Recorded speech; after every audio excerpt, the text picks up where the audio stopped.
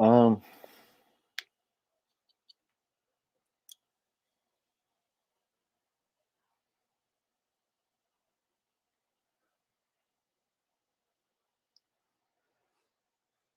all right, guys. Oh, all right, he's back. Good. What's up, everybody? Welcome to another episode of the LA Soccer Hub Show. Let me just go ahead and fix my camera. Let's go right over here.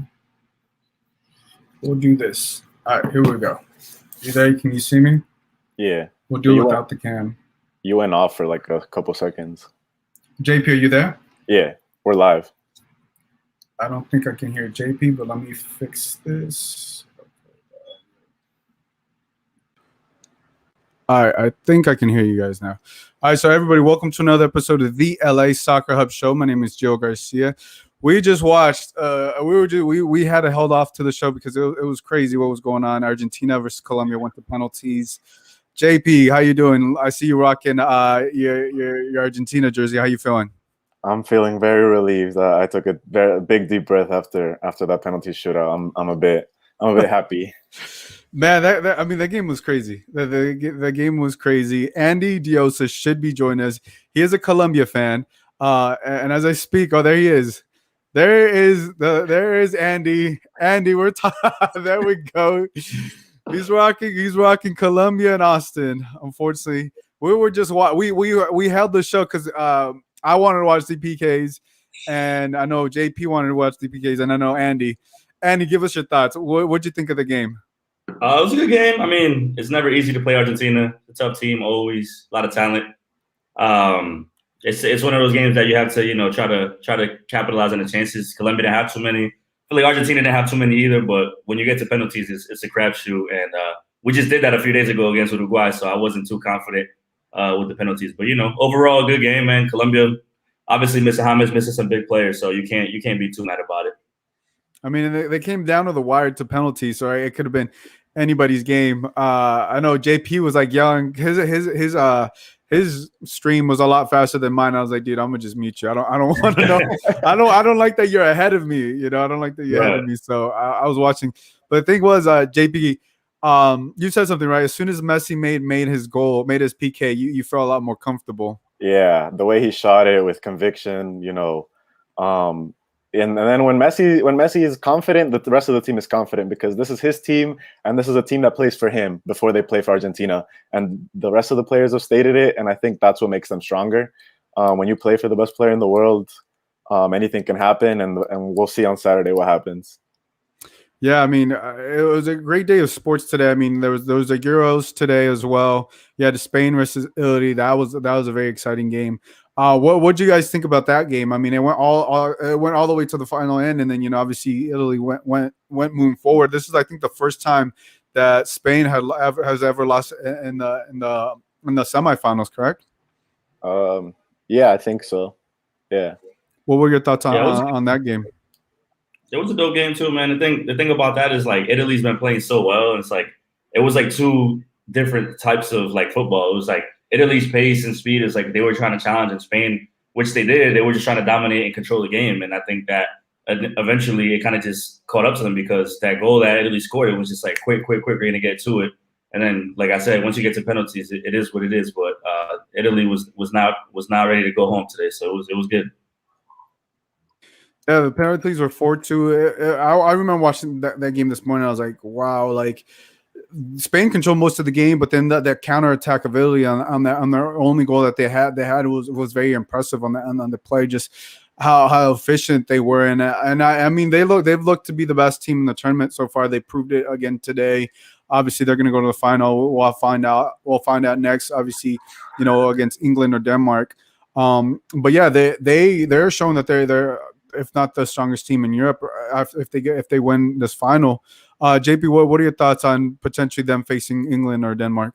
Yeah, I mean, I don't think this was Italy's best game. They didn't look as strong as they did against Belgium. I mean, they did lose the player, what's his name, Spinazzola, right? That to the injury. So obviously that's a big loss. But they're just a wall. Bonucci and Chiellini are just solid in the back, and they gave Spain the ball, but Spain just doesn't have a killer. And Morata had his one goal, but he choked in the penalty.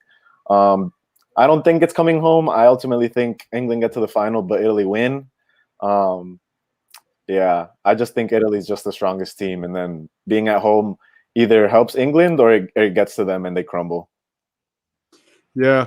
Let me know if I'm lagging. I just moved. Am I good, guys? I know I've been lagging the last couple of shows. No, it's good. Not good to me. Good. I want to get to some of the comments here. Francisco Felix on YouTube, he says, the only reason I want Argentina to win is for Messi. He needs a cup. I don't know if Andy agrees. Messi is going to get another opportunity, another chance to silence the detractors. I mean, he has. I mean, the thing about this is going to be him versus Neymar, obviously former teammates. You got the Brazil versus Argentina. They've never liked each other. There's always a rivalry there, right? Who has the better players? You know, the better South American country, right? So this is Katie says, "What's up, homie?" So yeah, it's going to be exciting. And when does the final take place? In Saturday, and then Euros is on Sunday. Perfect. So back to back days. Andy, what would it meant if you guys were able to have gone to the final? Would have been huge, man. Because like I said, they're without obviously their best player through nonsense that's been going on behind the scenes. But I mean, it would have been good. But I mean, if we peel the layers back and be honest, like they didn't play that well this tournament. There was a lot that they had to kind of try to get through. Just little things here and there, but. I keep bringing it back to this is a new coach. He's only been with the team for a few games. He played the 2 World Cup qualifiers, or he was coaching the 2 World Cup qualifiers prior to the tournament. So I'm just more happy to see him be able to kind of move pieces around and try to see what he has because, sure, Copa America is always a big deal, and it feels like we always flame out either in the quarterfinals or the semifinals. But, ultimately the goal is to climb back up that table and get, to the World Cup. So it would have been huge. It would have been huge, but against Brazil, against Argentina, it's never going to be easy. We just played Brazil not too long ago. We just played Argentina not too long ago too. So it's kind of like repetition at this point. But I mean, Colombia has shown that they could beat both of those teams just when they're playing their best soccer. Because if you're not at 100 against these guys, then it's definitely not going to do you any favors. So I mean, I was always excited, but noble effort. We'll try to go for that 3rd place spot and then keep moving, man. Yeah, the thing about Colombia too, it's kind of changed the perspective of who Colombia really is because in those World Cup qualifiers, I think they got smacked around in one of those games and it wasn't looking bright. Right now, they're a game away from being in the final, so I think now the perspective, at least for me, has changed for Colombia and what they can do on these World Cup qualifiers.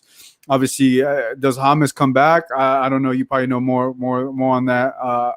Andy, than I do, but I think you said they're missing James Rodriguez for whatever the reason is, right? There's a lot of stuff going on there, and they're still able to make it to a semifinal.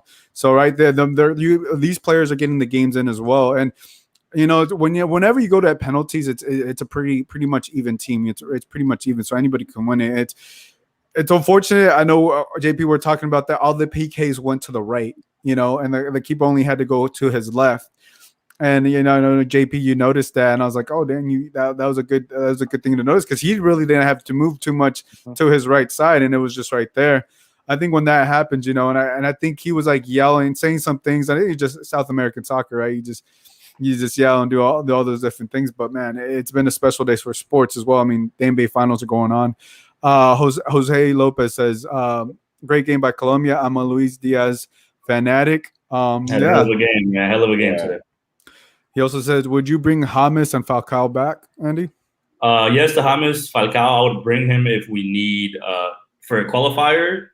Maybe not so much for a World Cup, sure, but then we're talking in the distance. It's just because Colombia right now, if there's a position that they have, which is not what they showed in the tournament, is they have a lot of forwards, man. And I think today you didn't see a player like Luis Muriel get on the field, and he crushed it in Atalanta this year. He was one of the best players in Serie A, so it's like, we have an abundance of forwards, and I think Falcao unfortunately won't get his chance to kind of get back in the fold. His time maybe has passed, but if you need a veteran presence, we always talk about teams bringing in veteran presence for big tournaments. Like that's 100% a player you bring in. But yeah, forwards we have enough of those, man. We gotta start scoring more. That's all it is.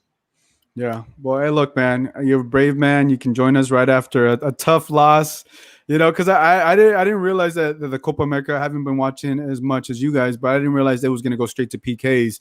Because JP asked me, he's like, hey, what if it goes to PKs? And I was like, man, that's like another like 20, 30 minutes down the road. But I didn't realize it was going straight to PKs. And I was like, oh, we'll hold off on the show. I want to watch these PKs then. But yeah, I mean, it's been entertaining. You can't say that. So we'll see who wins. I know, obviously, JP, you got the Argentina jersey, so I know who you're going for. If you're neutral, Andy, who would you like to win between Brazil and Argentina? Well, I'm not neutral. Not playing. If I'm neutral, I probably would say Argentina just for the sake of Messi getting that cup. Brazil, it's Brazil. They've won tournaments. They will continue to win tournaments, and obviously they're at home, so it's a I guess things will be in their favor. But it will be interesting to see how the refs call this game because there's two teams in South America that have a lot of leeway with the refs as those two. So it's going to be, there's not going to be able to be the same nonsense that they get away with playing other teams. So that part will be interesting. I probably won't be watching it anyway, so I don't care who wins. How about that? He's like, I'm done. I ain't watching it. I'm good. I would be the same way. Look, if my team's not in it, I'm not gonna watch it. It's too much for me. But hey, look, we got an amazing finals. We'll see what happens. We'll see if Messi will be able to raise a cup with the national team for his first time. All right, so let's talk about LAFC. We're here to talk LAFC. They got a big road win this past weekend. They went down to RSL. I want to get with the lineup. I'll start off with the lineup first. You had Tomas Romero at goalkeeper, Marco Farfan, Eddie Segura, Jesus Murillo, Kim Muma on the back line. So Bob Bailey went back with the 4-3-3. He had Blessing, Atuesta, K, Rossi, Barrett, and Vela. I think the only question mark you had there is K starting again. JP, what were your thoughts on this lineup? Yeah, I mean, Bob Riley's always gonna go back to his 4-3-3 if he wants to, and if he doesn't want to, then he's still gonna go to it.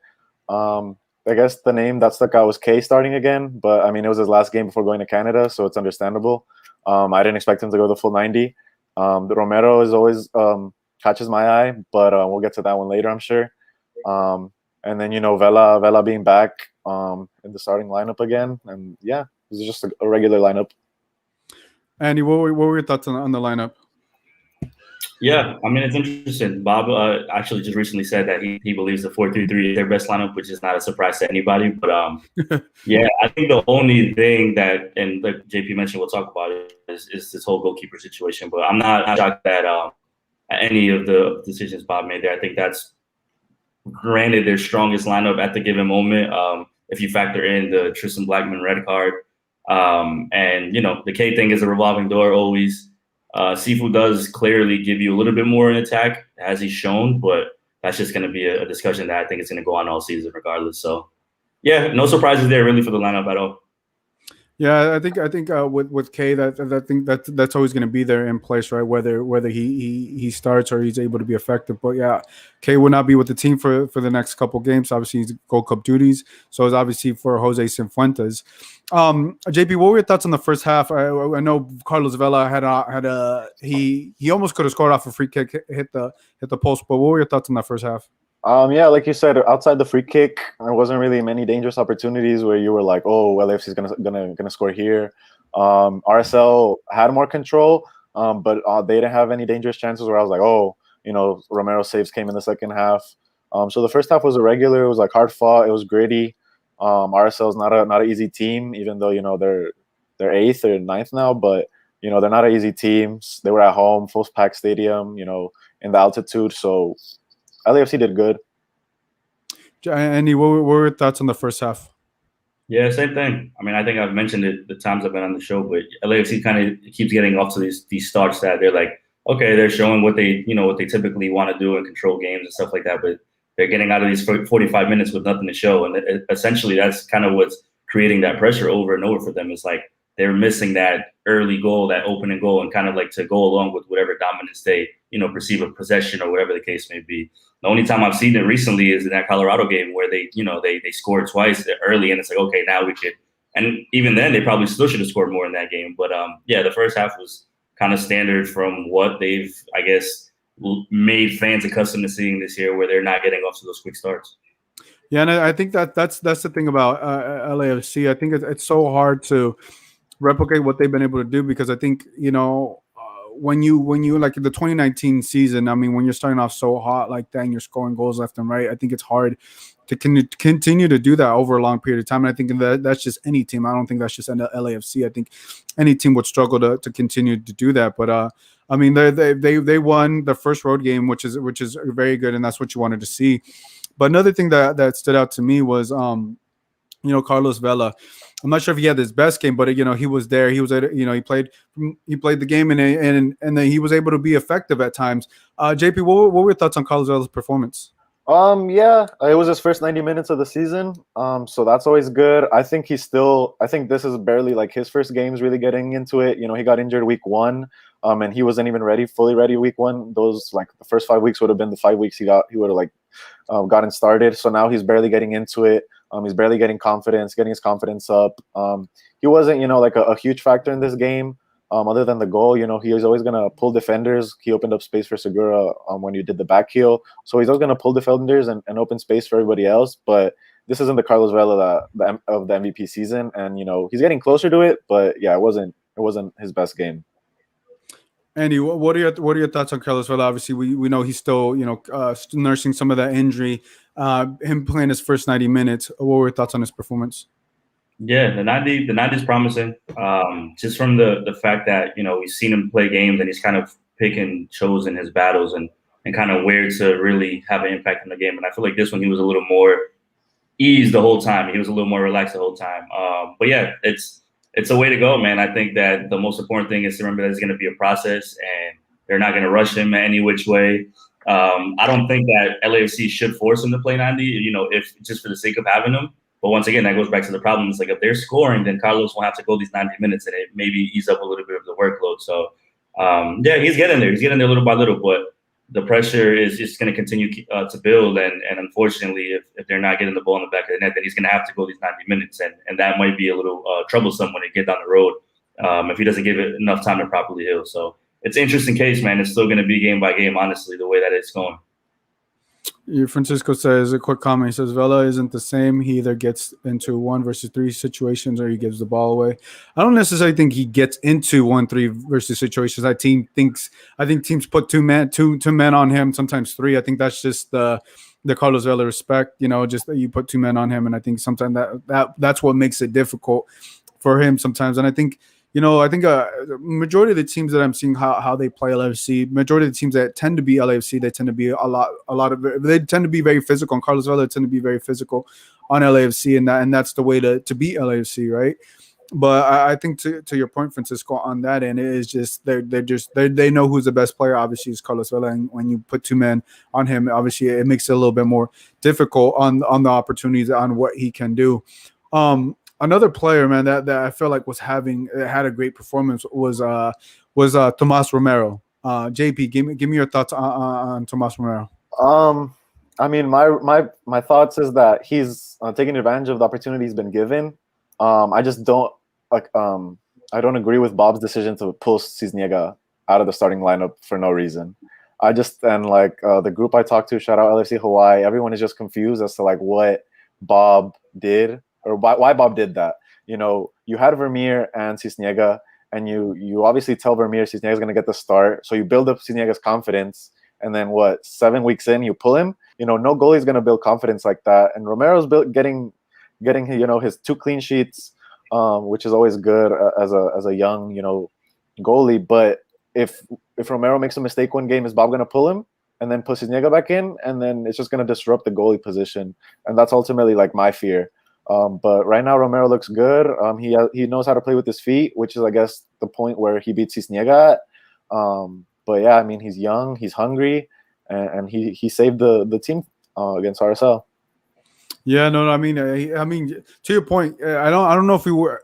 You have a great point on that because we have seen Bob Bradley go back and forth, and I think we've seen him go back and forth this season, and we see him go back and forth. I thought that was over, to be honest with you. I thought Pablo Cisneros was a goalkeeper. He must have saw something really good from Tomas Romero. He was probably making these type of saves in practice for him to start.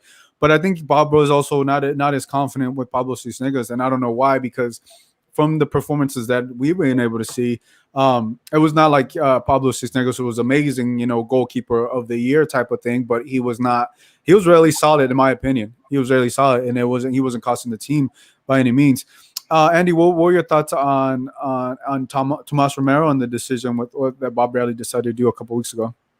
Yeah, I will say this: he's been playing well in the starts that he's getting, and I mean, the other game he didn't have too many things to do, but that save is amazing. That's definitely something that stands out. But JP and Gio, you nailed it. I mean, this is a problem that LAFC has had from the beginning, and it's like we've talked about this before over and over. Like you don't see teams in soccer really. I don't want to say just MLS. You just don't see teams juggle goalkeepers. That's just not the way that football works, because it's all about confidence. The same way Tyler Miller went to the U.S. national team and then came back and lost his confidence and then essentially lost his job is that same function. And I see the same thing with Pablo. Like Pablo, you already mentioned Kenneth Vermeer. He was given the opportunity, given the green light. It's like, okay, this is going to be my position. And then all of a sudden it's like out of nowhere, we had with no explanation, even though there was no explanation over the Vermeer thing either. But even when you ask Bob, he's like, this is just, I see Tomas playing well. They were giving him a chance. But it's like, you just don't pull a keeper that way, especially given the history that this team has. So it's very interesting because Bob's not going to give us any answers. Even Tomas, when he spoke the other night, said that he was even shocked to get the start. He had a better week in practice than he did. So that just goes to tell you, like, what the hell is going on? And, I mean, if you're either of the two keepers, I mean, sure, Tomas is going to feel great about getting his chances, but Pablo cannot feel good about this. And this essentially down the road is not something that LAFC is going to benefit from. So I'm not a fan of the decision. It's make it one or the other. But once again, the way that things have trended and the way that the Kenneth Vermeer thing happened right before the season started, like, this was Pablo's job. And you mentioned it. It's one thing if he was playing poorly, if he was, being disruptive, which maybe he is. We don't know that, which I highly doubt. But it's not. I don't think this is a good look for LAFC at all, man. Look, I think we may or may not be looking too much into it, but because the only reason I say this is because Tomas Romero has looked solid these two games, but that is a very, very, very small scale, right? That they look two games he started, right? That's a very we have to look at overall the length of of a season and how he does, right? He can look great or things can turn around and not look good for Tomas Romero these next couple of games, right? But to your point, I think this is where I think Bob Bradley lacks in his decision making with no explanation, right? Like, oh, we're gonna put this player, we're gonna put Tomas Romero in, or we're gonna put Tomas Romero in and not address it in the media and put it vocally out there, right? Maybe address it within the player. That's cool, but I think fans deserve a right to know, hey, why did you decide to choose this guy over that guy? Pablo up, why Tomas over Pablo?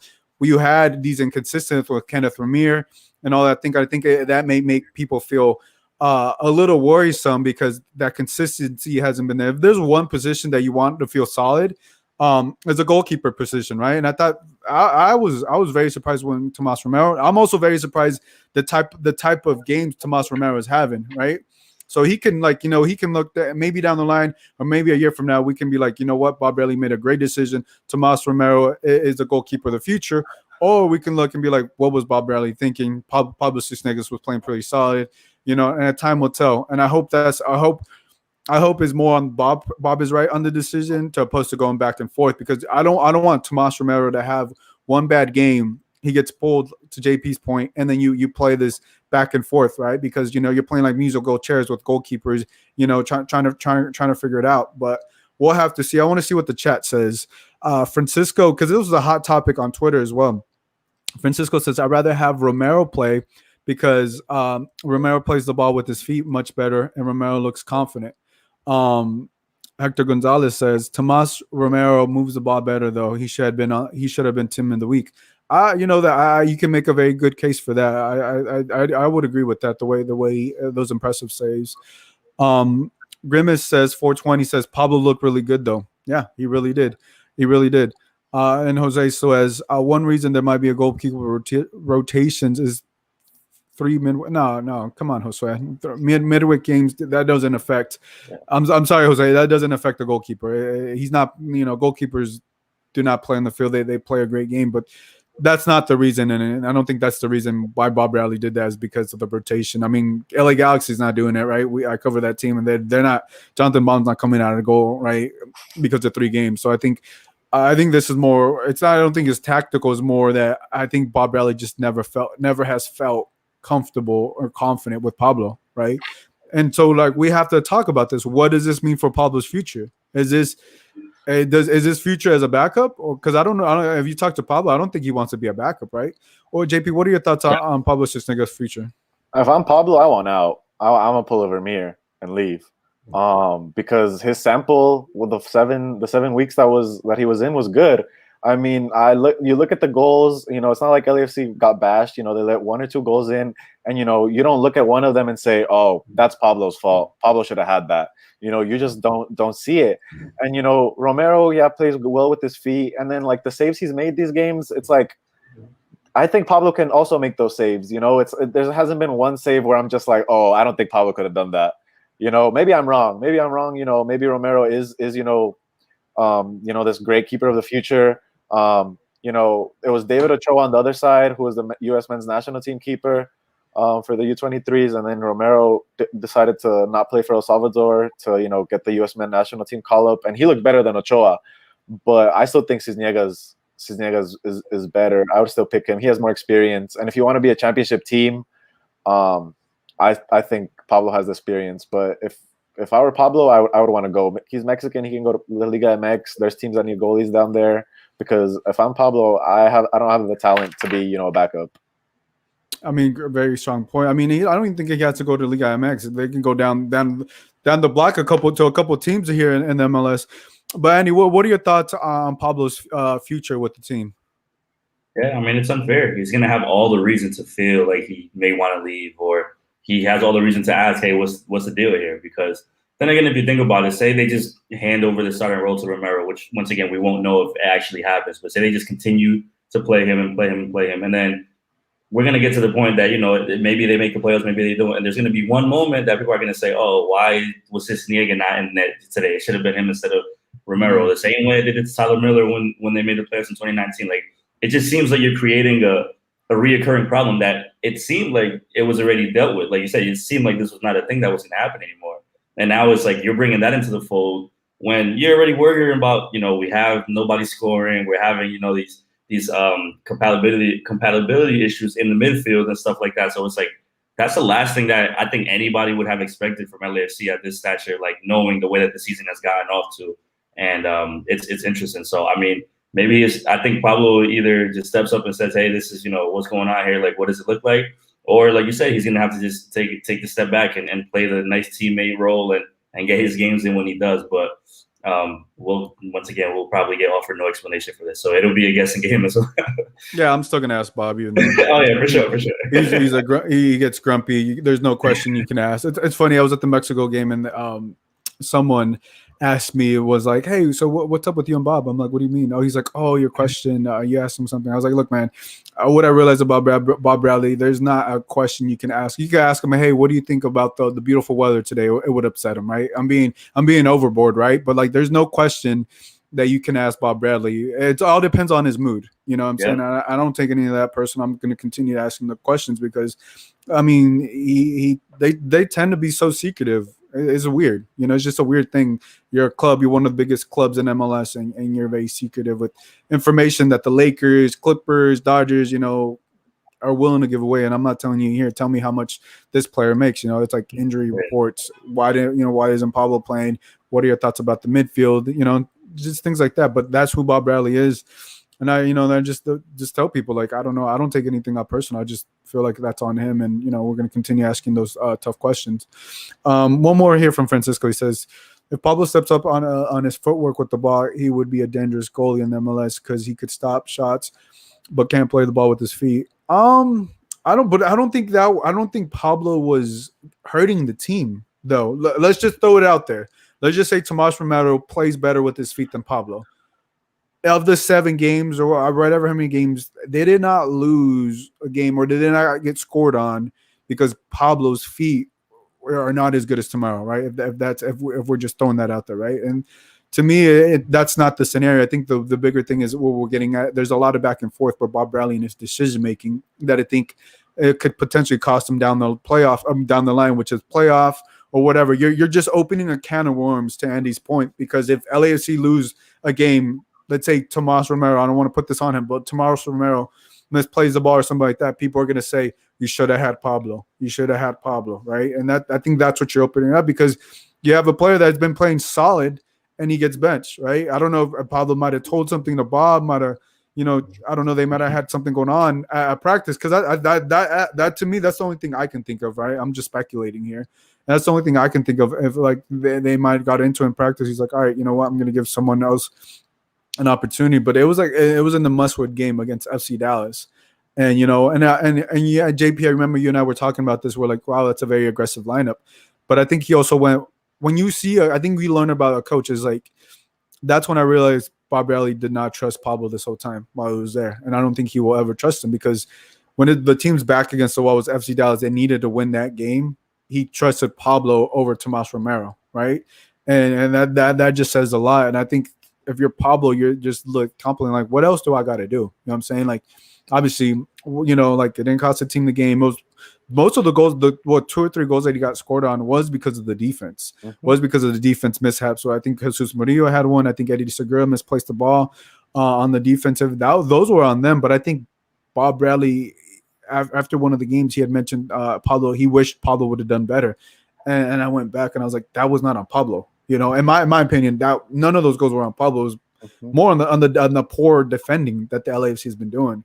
I know I'm kind of going off on a rant here, but I think we have to address it, because it's all over Twitter and people wanted us to talk about it. Anything else you'd like to add? Go ahead, Andy.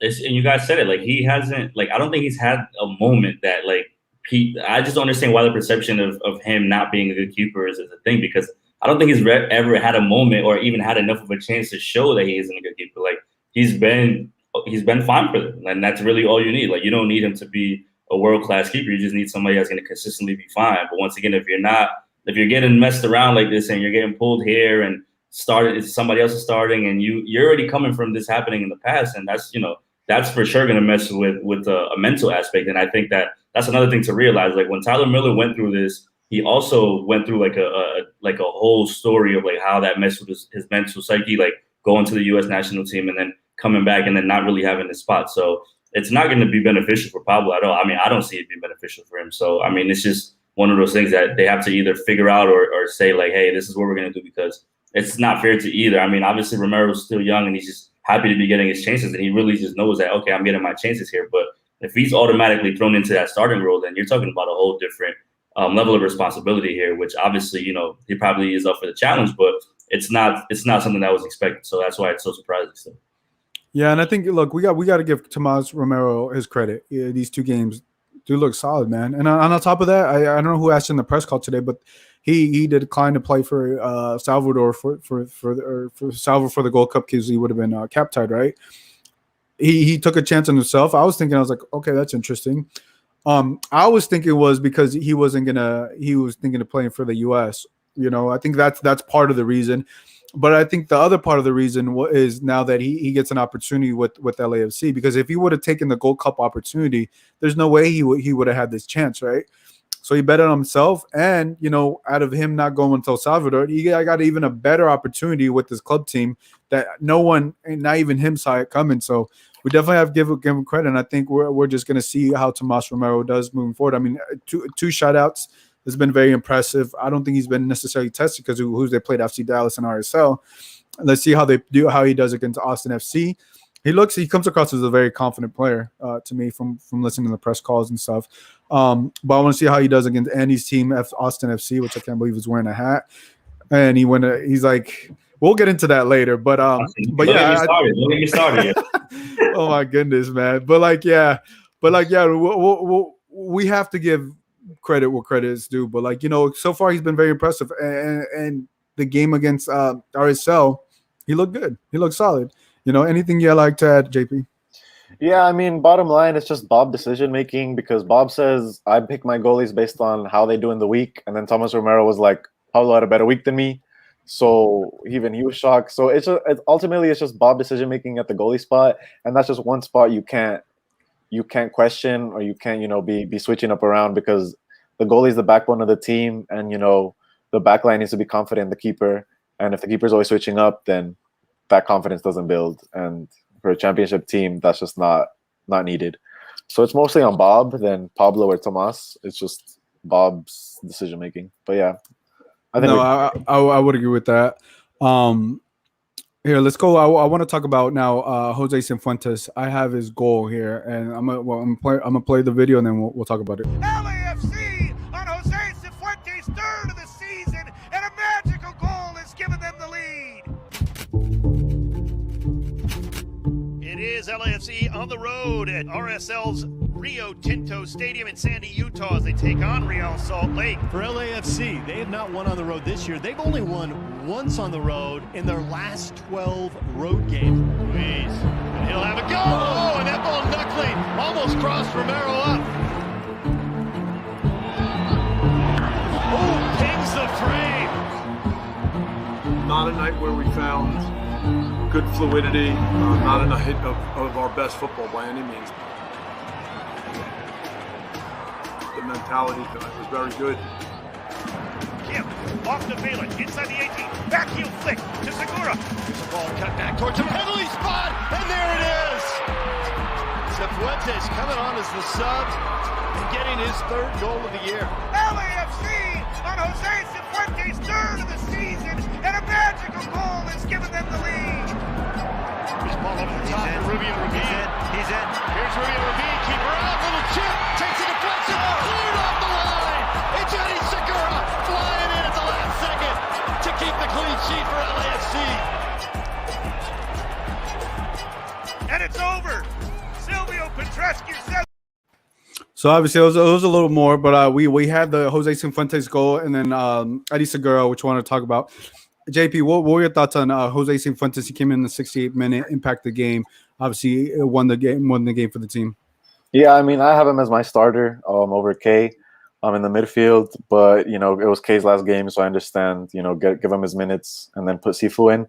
But yeah, I mean, Sifu's the one that ends up starting the play, plays it to Moon to Vela, and then Vela pulls two defenders, backflips. I don't know why Segura made that run, but good job on Segura.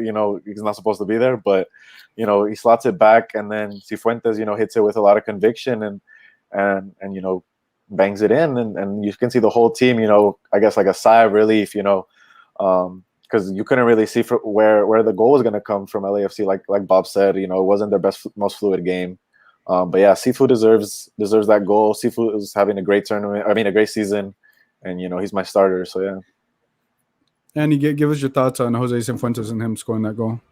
Yeah, I mean, it's a big moment, and from the conversations that we had on the show and with Bob, and just trying to figure out what the best ideas are. I think you're cutting off, Andy.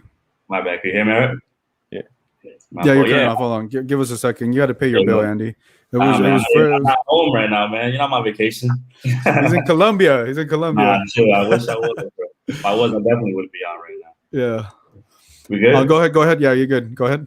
Yeah, no, it's just him, him taking the chances, and it's interesting because obviously Mark is going to be on national team duty now, so he just needs those games, and he needs those moments to be able to show, and what he has shown this season is that he does give them another dynamic in the attack, which is really what they've been lacking. So I think Sifu is only going to continue to get better. It's just the fact of how they're going to play it, because we keep going with the same rotation of Mark and Atuesta and Latifa, whoever the case may be. Like this is the moment that Bob is really going to have to. I mean, we're talking about Bob making decisions, the goalie. This is the moment he's going to really have to start making decisions, because now you're going to most likely see Sifu start in Mark's spot. Now you're going to be forced to give Pancho Ginella, which is an awful way to think about it, but you're going to be forced to give him minutes. You're probably going to see more Bryce Duke, and this is really going to be the challenge of what is the best midfield pairing. So I'm glad to see Sifu step up to the occasion. It's obviously a much needed goal. It was a great collective play by the team. It seemed kind of like an old school LAFC goal, but at the end of the day, this is a great player. He's shown on stages internationally when he's with Ecuador and in the younger tournaments with the team is that he could play. This is a good midfielder. So LAFC knows that. That's why he's there. And whether or not Bob is going to continue to give him these chances at more of a juncture, it's going to be interesting, because if he's scoring on top of doing what else they're asking him to do, then I mean, there's no way you don't start him, even when Mark is around. So I think that's going to be, the focal point going forward, obviously during this Gold Cup break and then after when Mike gets back. Yeah, I think K going to the Gold Cup just essentially bought Bob time. That's just the way I see it, because I don't think Bob is. You mentioned, right? We're talking about him not going back and forth on goalkeeping decisions. So far, Romero looks good, but on the K versus, or I don't want to say K versus K over Cifuentes, it's obviously clear that Cifuentes impacts the game, right? Comes in a minute later, a couple minutes later, he scores for them, right? And it's like, to me, it's like, okay, Bob, when are you going to realize that Cifuentes is the start, right? Like there shouldn't, like, right? Like I know everybody online and everything like that, but I feel like, you know, it's very clear that the offense is a lot different when Cifuentes, Blessing, and Atuesta are that is the strongest, and that's the most impactful. And Cifuentes has three goals this season, right? And I don't believe Kay has scored any goals, and I don't think Latif has scored any goals. But I think the job that I've seen Cifuentes do, it can't go unmatched. Go ahead, JP. Oh no, Latif has one. He scored against. He has that one. He has one. Okay. Yeah. But thanks for correcting. But yeah, like it's clear as day. And I think if Canada have a deep run or they don't have a deep run, they come back, because I think Canada is expected to have somewhat of a deep run in this Gold Cup, right? So I think definitely gonna miss I think you can miss up to a month. I don't know if they're gonna go to the final, but you can miss up to a month. So he's definitely gonna miss up to three potentially 4 weeks. So.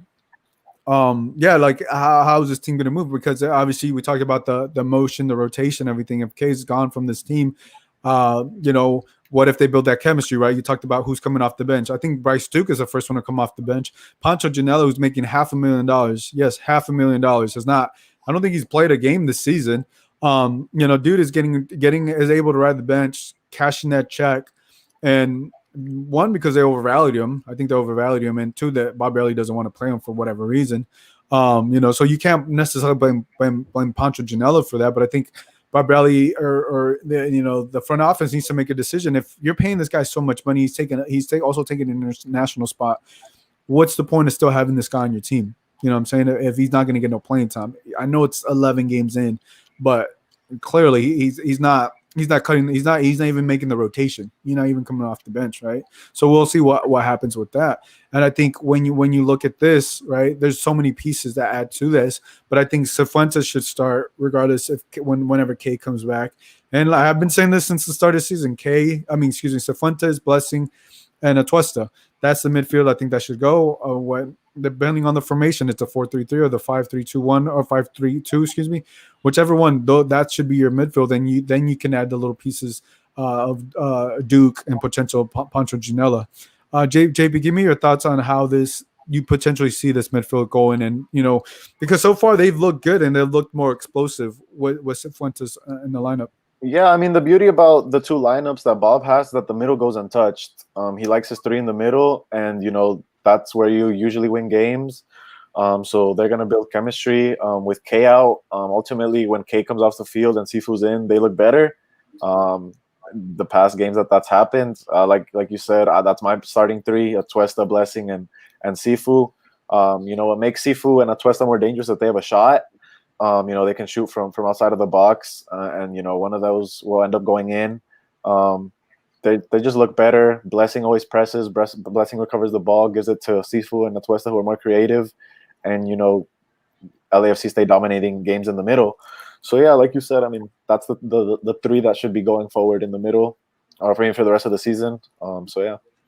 And I want to talk about Eddie Segura. Obviously, he made team of the week, excuse me, and he had the impressive goal line save. Obviously, pretty much, also helped LAFC to get that win. What are your thoughts on Eddie Segura? Yeah, that play is incredible. It's a way to say flashes of Mohamed El Moner from a few years ago, that one crazy defensive play. I think it was in Houston or Dallas or whatever. But I mean, I think Eddie's has been solid since he's gotten to LAFC. He's one of those players that maybe you won't mention too much. I feel like he's become more of a vocal leader back there. And then obviously pairing him with Murillo, which is a fellow Colombian, it makes it a little easier for him to kind of interact with his center back pairing. But if you have to ask me about the back line, I think he's been the strong point there, and he does his job, man. I mean, even like JP said, you don't know why he's necessarily making that run, but he probably sees the opening there on the goal that he says, hey, if I make this run, obviously Carlos is smart enough to hold the ball off a little bit and then flick it back. So I think he just gets it. I think he understands what this team is trying to do. He understands how they're trying to play. And most of all, his confidence is there. I actually asked him a question today in the press call about like what the level of the team is at. And, he's like, we're obviously all trying to do as much as we can, but, as a collective, they're getting there. Like, he's not gonna go and sugarcoat it. Like, obviously he knows what the situation is about. So I think he's been good. I think he's going to continue to be that way. It just needs to be a collective effort all around. And obviously, that I have my other thoughts on some of the other defensive players there, but he's been all thumbs up. Yeah, no, I think, when you make a save like that, right, it's very impressive, right? You help your team and just boost the morale overall because of the job, Tomas Romero was doing during that game. And then Eddie Segura is able to come back, and help seal the deal with the defensive play. And I think it's also going to give him momentum too, because obviously he was on the press call today. He made team of the week. So he's going to feel good about himself because Eddie Segura has not looked like the Eddie Segura of 2019 when he was just being an unstoppable, center back, being very impactful. And I think part of that also had to do with Walker Zimmerman, the parent of Walker Zimmerman, because even though Eddie Segura did have a great game, there has been a decline in his game since Walker Zimmerman has left the team. It has not been the same. I think him and Jesus Murillo have not looked as strong, right? And I think you really do see what some of the intangibles Walker Zimmerman was able to bring, and most notably that was to elevate Eddie Segura, because we haven't seen the same Eddie Segura, even though he did have a great game. But I want to see what happens moving forward with this defense in these next couple games, right? Kim Moon-won, right? He got the start. He looked good. What happens when Tristan Blackman comes back, obviously because of that suspension, right? Does Bob Bradley go back to that 5-3-2, or does he go to the 4-3-3, right? I think those are the things, because Bob tends to be one dimensional with his formational, and he tends to be too predictable, right? And I think when you have Kim Moon-won, I like when Kim Moon-won and Walker Zimmerman are in there, but the only negative to that is there's no depth, right? Right now, there's no necessarily depth at the center back position. But what are your thoughts on Kim Moon-won, JP, and Tristan Blackman being back next week? He starts over Blackman. I have him over Blackman. I saw enough against RSL to like it more than Blackman. Blackman is just more of a defensive player. If you on the right back position, he's more safe. He feeds the ball to Vela more, whereas like Kim Moon-won sees Vela open, but he'll take it on himself. He's always attacking, and I think that's what the type of football Bob wants, attacking-minded football. I just think the best formation, if you want to get the most out of Moon, is playing 5 in the back, because since he likes to push up the line a lot, a 4-3-3, he becomes a liability if they get caught on the counter. He's going to be up, and the right back spot's going to be open. But if you play 5 in the back, he goes up, he loses the ball, but Blackman is there to cover it. But like you said, Blackman gets a red card, you can't play the 5 in the back, or any of them get injured, you just can't play it. You could technically put Farfan at the third center back or Harvey in the third center back role, which is kind of what I saw at the end of the game when he put Raheem Edwards in. Farfan kind of filled the left center back role, and they went a back 5. But yeah, Moon can be newcomer of the year if he keeps this pace. Yeah, I like that. Moon has looked very, very, very solid to me. But I do agree with you. He will be a liability if he's on that 4-3-3, because he's more of an offensive player minded, and then playing that wing back position on that 5-3-2 just really is really meant for Kim Moon-won and what he can bring to the table. Andy, I want to talk about the players that are coming back from Copa America, or we expect one. I got to ask Bob Bradley about Chiqui Palacios and Brian Rodriguez, right? Because they're out of the Gold Cup. So this is what Bob said. Let me just find the quote. If I can find the quote. I don't know why I can't find the quote. Well, pretty much he just said he pretty much said that he expects Chiqui Palacios to be back later today. He's not going to be available for tomorrow. For Brian Rodriguez, there's still ongoing conversations, and he said he expects him later this week. Which, when he said that, I'm like, why don't both of these guys come in the same plane, right? Or the same, I don't know, but I don't know if Brian Rodriguez is coming back, even though Bob Bradley said he may be coming back later this week. But what are your thoughts, Andy? My thoughts are, oh boy, here we go again. The Brian Rodriguez story is the gift that keeps on giving for LAFC.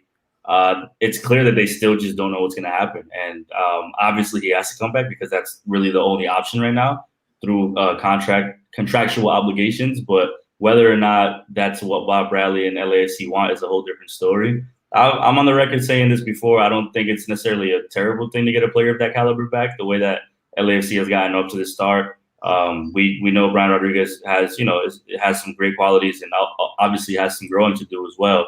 But you're throwing a player back in the mix that's familiar with a system that you're not going to have to introduce him to too much. You're going to have to obviously try to get him back in the fold, but I think he could ultimately help for a team that's lacking in scoring, even though he didn't do too much of that when he was here. So it'll be interesting if he does end up staying. I think they're still weighing all the options that they can. I think they're leaning more on the side of like, hey, we'd rather not have him here, but if he's here, we're gonna have to welcome him and continue to try to develop him. And for Chiqui, it's going to be interesting because he didn't play much with Ecuador in Copa America, so that'll be interesting to see how he gets back in the fold. Just for the sake of he's used to getting those consistent games with LAFC, and now going for some time off with Ecuador to see how that changes it. But I mean, I said it earlier this year, and the people have been hard on him. I don't think his position is up in much jeopardy. I think that Farfan and other people are good subs to have, but I think it's a cheeky spot to have for the long haul. So I mean, I think getting them two back, Eddie said it today, they haven't really had this team at full strength 100 yet. So getting getting Palacios back, obviously, and then if they add Rodriguez to the fold, whether or not, like, they're finally going to be able to see this team, although Mark Anthony K is in Canada right now, but they're finally going to be able to try to piece this team together at 100. So maybe that'll be beneficial for the overall unit. I mean, we don't know that yet, but I think Chiqui coming back ultimately will be a good thing for them for sure. Yeah, definitely adding Chiqui Palacios gives depth on that defensive side. JP, give me your thoughts on Brian Rodriguez. And people in the chat, give me your thoughts on if you guys want Brian Rodriguez back and your thoughts. JP? I don't agree with Andy. I think Chiqui lost his spot at the left back against the Galaxy. Araujo made him look terrible. Araujo just made him look bad in one half, and I think he lost it there. I mean, like you said, he hasn't been consistent with Ecuador. He played at the left wing. He played at the left mid spot against Brazil and against Argentina.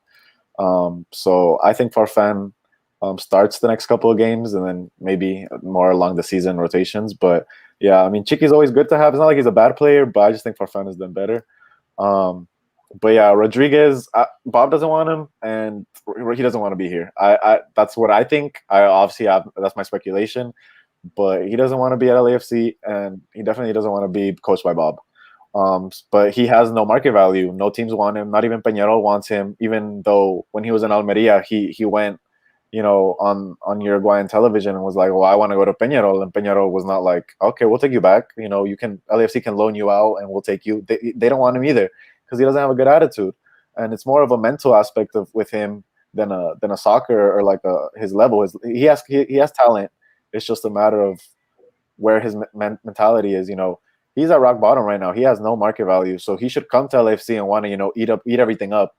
He's playing with two Uruguayans. It's not like he's gonna be aliened out, and ultimately I think what the bad thing is that they're gonna go to a 4-3-3 and they don't have a real striker. And that's what Brian was good at. Brian couldn't finish. Brian was an assister. So there's nobody he can assist to now. Maybe he starts scoring goals, but I just don't think the team is at the spot where like his position favors the team, or like So they would play him on a wing, but we still don't have a striker to finish any of his assists.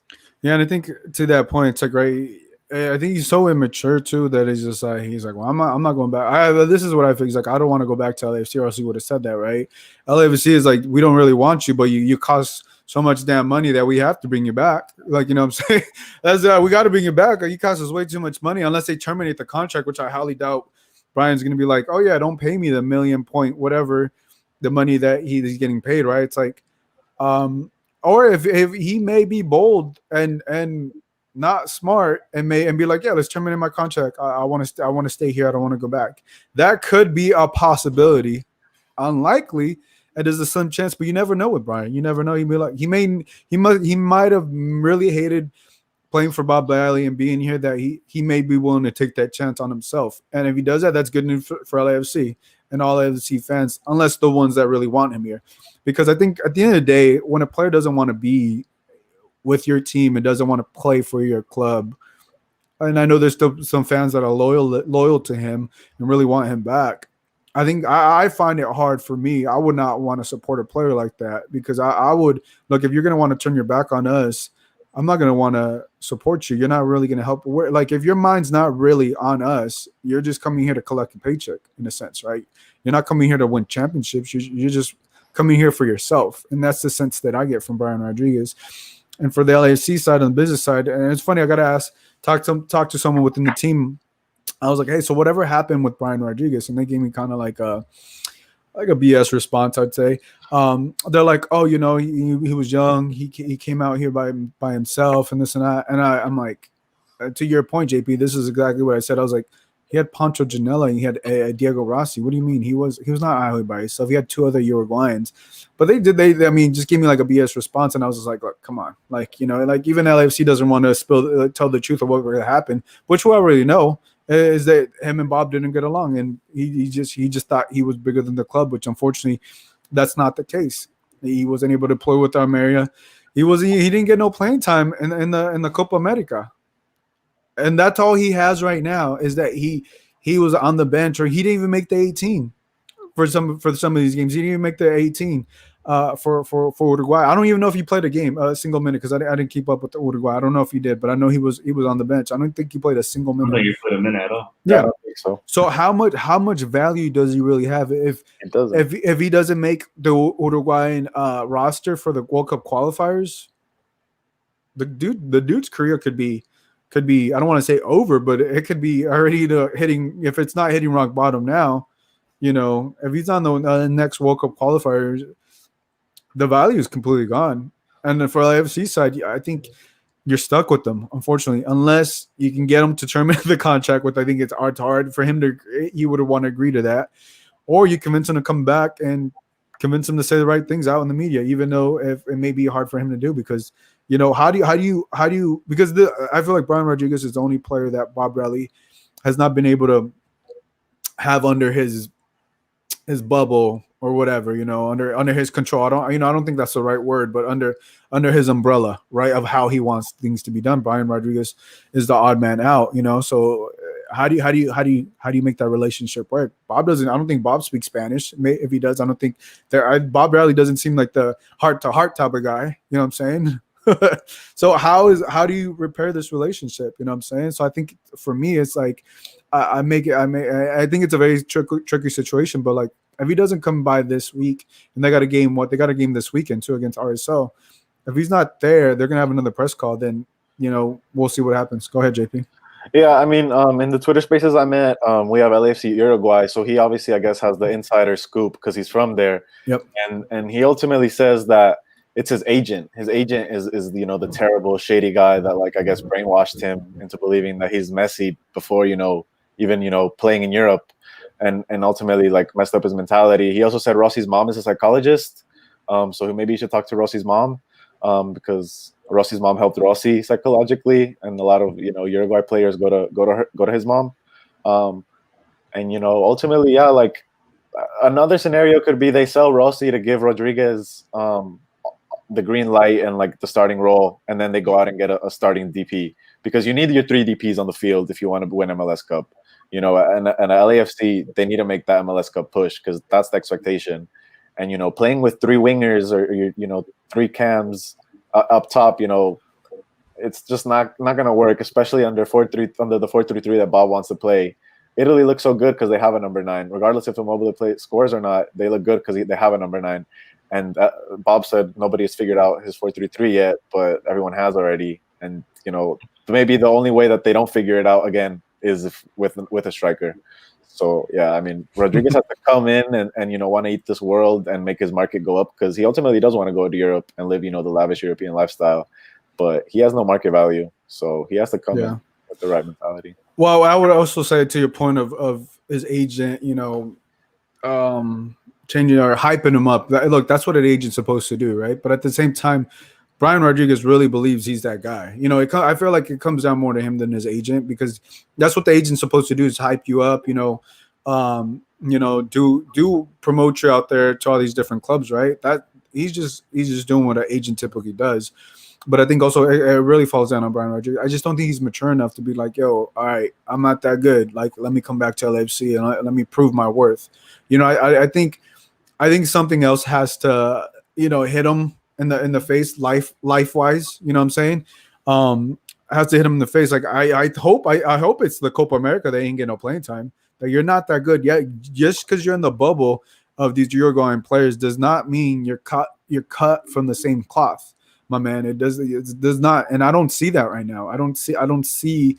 I've never saw that with LAFC. I just didn't from everything that I saw. And for me, when I see Brian Rodriguez, it's like you said, Andy, the soap opera that keeps on going and that keeps on giving, right? So, if you had to expect, do you think Brian Rodriguez is going to come back? I say yes because, like you guys have mentioned, there's not a market for him. Like I don't think any team really wants to say, okay, we'll take this on, given contract, given history, given attitude, whatever the case may be. And going back to what I mentioned earlier, like you're not bringing a player that's a foreigner to this concept of what LAFC is and how they play. Whether or not, Bob has to sit down with him or it has to be somebody else in the front office, like, hey, man, this might be your best opportunity, not just your best, your only opportunity at this point. So JP brings up a good point.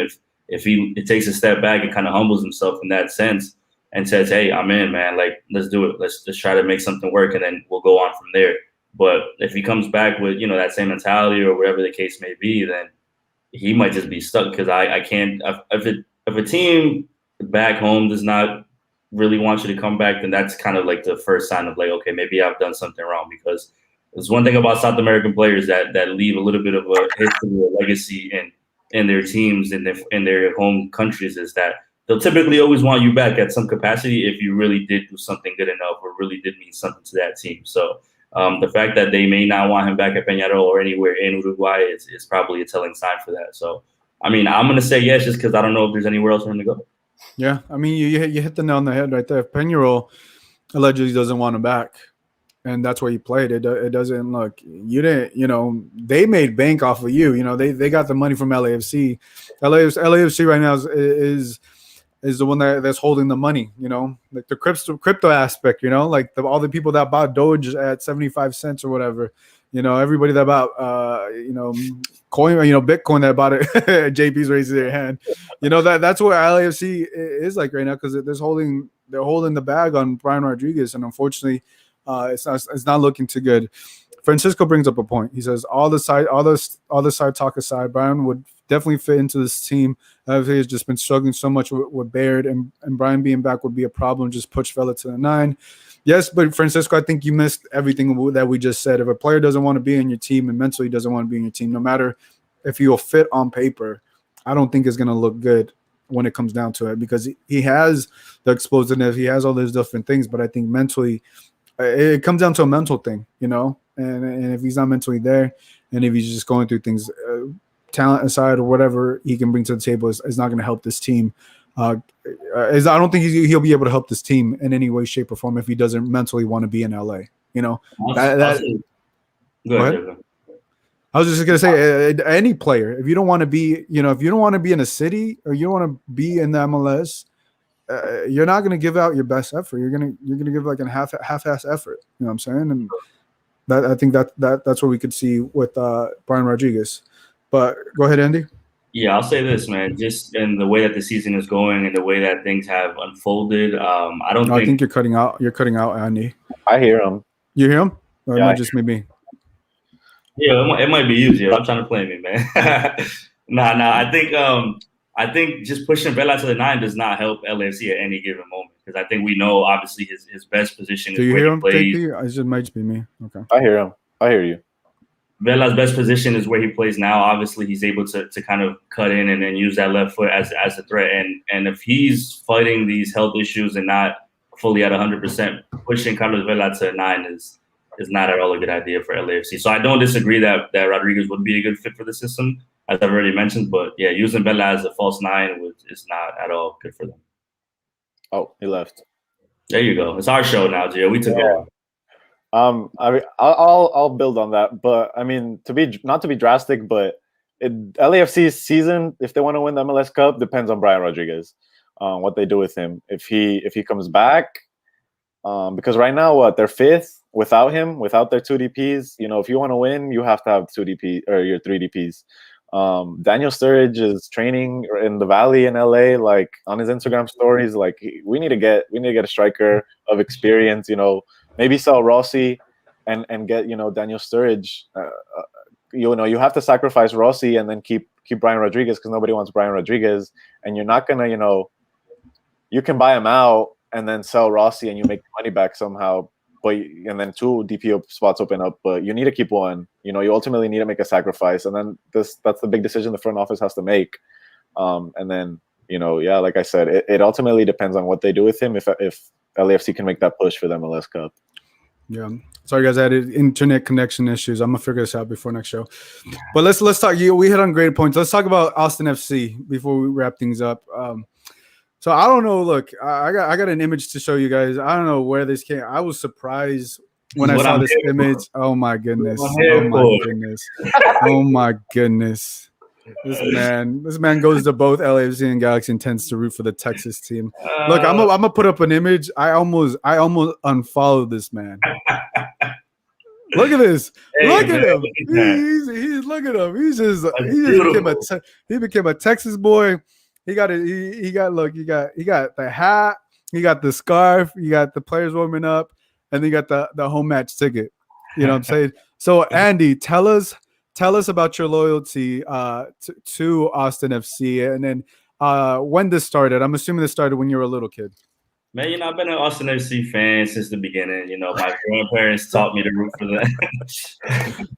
Nah, actually, man, Austin is a great city. My cousin lives down there. He's been there for about 8 years. So I told Dio earlier this year I always wanted to go to this opening game because it's one of a kind, and the fact that we got to see them play twice in LA was pretty dope. That they opened the season in LAFC and then they played the Galaxy a few weeks later. So I was pretty invested to go down and check it out. I like Josh Wolf a lot. I think he's a great coach, and they did a decent job putting that team together as far as talent. I just like and Bob mentioned it today, the concepts that they play. You could tell that he's really forward-minded when it comes to soccer. And I'm a big fan of expansion, man. What can I tell you? Like I like the fact that the league is growing. Whenever I get a chance to check out a different city, I'm always down for it. So I had a blast, man. Q2 was amazing. It's a great stadium, great people, great energy. Unfortunately, I didn't get to see any goals that game because that was the first game against San Jose. Then they had another scoreless draw, but what they did to Portland this past weekend was wild.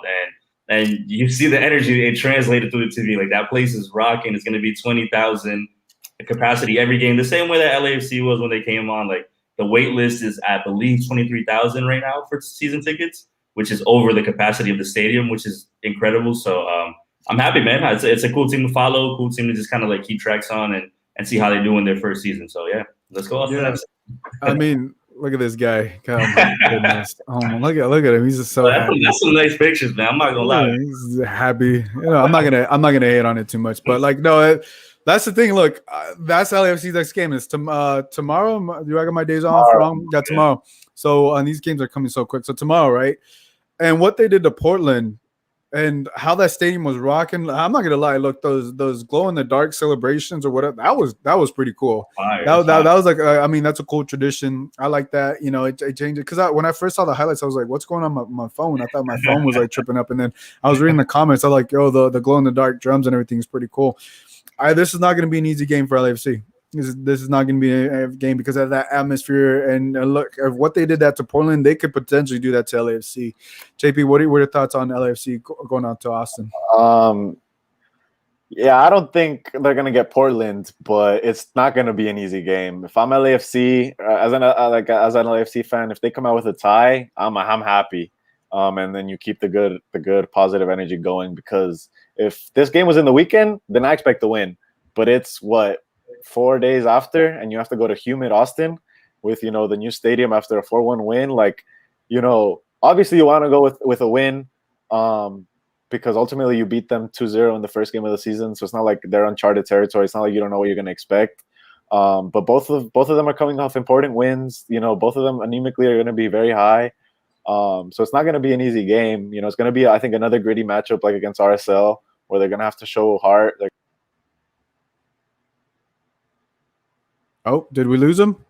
We're losing people. We're losing people left and right. So look, it's gonna be a tough game. I think the thing about Austin, I think they played last game Thursday.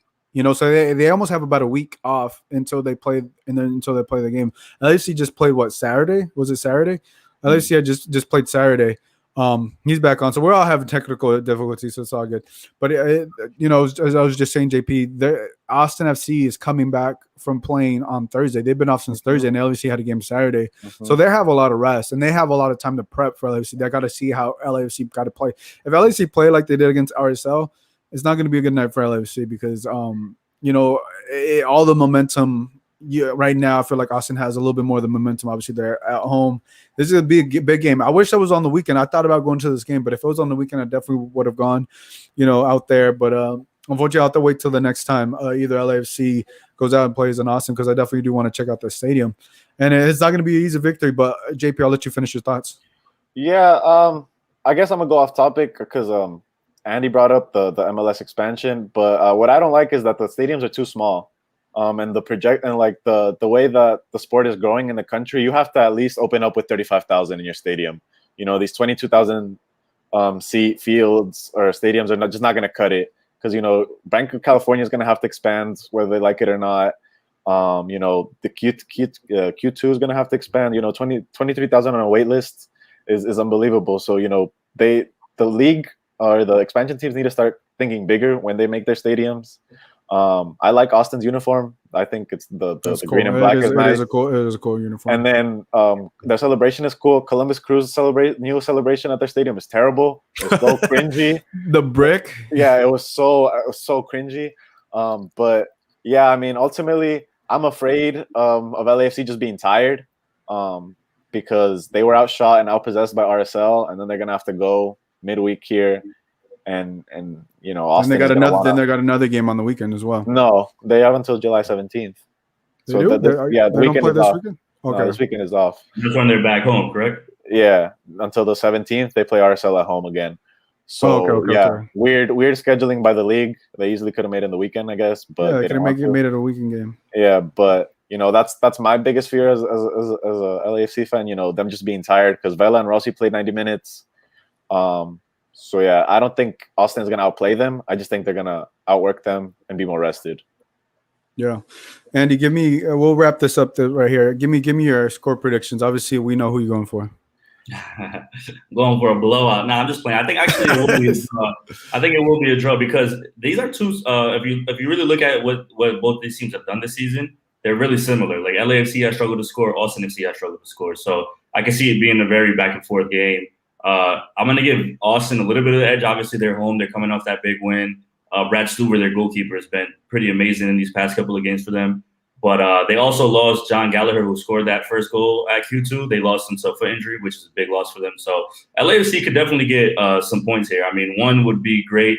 If they got three, then you're talking about two back-to-back wins on the road and a change in mentality. But I'll go with let me get a 2-2. Why not? 2-2. JP, what are your thoughts on score predictions here?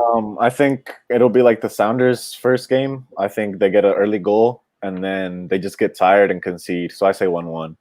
1-1. Cool. Well, guys, that's going to wrap the show. We went a lot longer than I thought. We had internet connections here, but thank you guys for bearing with us, especially everybody in the chat. Francisco, Isaiah, everybody that's been tuning in. And for you guys listening at home, join us Tuesday nights, typically at 7 p.m., but we pushed it back because we want to watch Argentina versus Colombia play. It was a great game, went all the way to penalties. If you guys want to tune in, join us on the live. We're on Facebook, YouTube, and Twitter every Tuesday night at 7 p.m. So for Andy, let the people know where they can follow you. Yeah, I'm at the biggest Austin FC fan on Twitter. my Twitter is just my name. It's Andy_Deossa. So at Andy Deossa, and yeah, I'll be there chopping up. I'm back in LA soon, Gio. So when you guys see me at the bank, don't throw no things at me. I'll take the hat on. I was gonna say, if you see Andy wearing any type of green, just go ahead and just knock that hat off his head. You want to know what's the fun thing before I log off? Green is my least favorite color in the world. Really? Green is actually my favorite color. I like green. But JP, let the people know where they can read your articles, because you've been putting in a lot of great work, man. Yeah, I appreciate it. So Gio gives me the opportunity to write about LAFC. I preview every game and recap every game, and then sometimes have some special articles that along the season. But yeah, JP_Marquez20 on Twitter. That's where you can find me. I retweet all my articles. If you're a LAFC fan, read them before and after the games. And yeah, that's where you can find me. Yeah, definitely give JP a follow and definitely read the articles, man. He definitely goes in depth. He's putting a lot of great work in, and he also gives his opinion on some of the pieces, which is great to see. So, guys, that's gonna wrap this show. I'm gonna leave it with this, I guess, this photo. We'll leave it with this photo of Andy just there. Oh God, I don't know. If I see any more people leaving the Texas, I'm just sending them over to Andy. So, guys. So we're just gonna wrap. We're gonna have to wrap the show. So for Andy and for JP, this is Gio. We'll catch you guys next time. Bye, everybody.